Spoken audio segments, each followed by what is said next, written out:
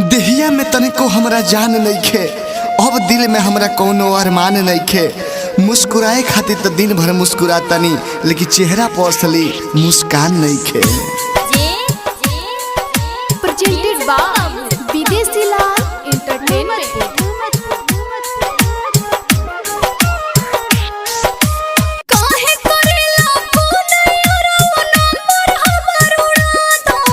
अरे हर जाई, तू वादा कइले रहलू कि ससुरा में जाएब तो वही तरह के बुलाएब आ फोन से बतियाएब।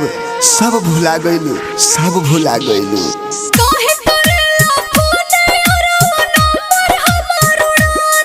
दिन रात रोइले जहर अपना देवरे से भेजा दो। अब बात न करबू हमरा से तो तू ही मुआ दो।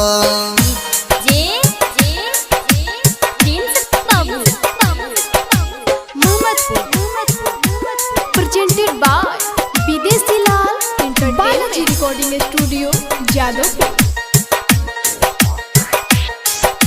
जान जाई मोर भतर जानू मार के हमके मुआ दे हो। जन्म जन्म के कहल वादा कैसे आज भुला दी हो। क्रिया खा के कहो तानी फोन करबो तो मर जाइबो। तोहरा कुछु कहर से पहले हम ही कुछु कर जाइबो। हो गइल शादी सुना यारो हमरा के तू भुला दा। अरे कैसे भुला जाई हम तारा के।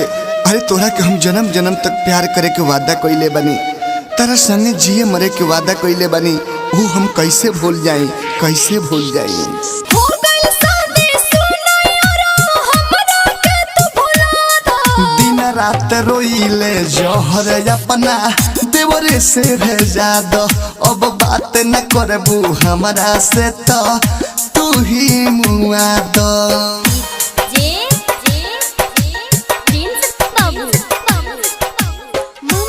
प्रेजेंटेड बाय रिकॉर्डिंग विदेशी लाल जादव एंटरटेनमेंट।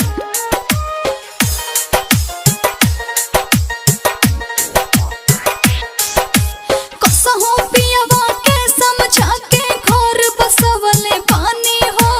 एको बिर ना पूछलू हो कि हम कैसे जियतानी हो। तू अपन घर बसाला हमरो के अब जिए दो। दुर्गेश बेदर्दी से जहर भेजा दो, जहर अब तो पिए दो। याद विदेशी कसहो अपना दिलवा के समझा दो। याद विदेशी कसहो अपना दिल के तू समझा दो। दिन रात रोइले जहर अपना देवरे से भेजा दो। अब बात न करबू हमरा से तो तू ही मुआ दो। काहे करेला फोन यारो नंबर हमर उड़ा दो। काहे करेला फोन यारो नंबर हमर उड़ा दो। दिन रात रोइले जहर अपना देवरे से भेजा दो। अब बात न करबू हमरा से तो तू ही मुआ दो।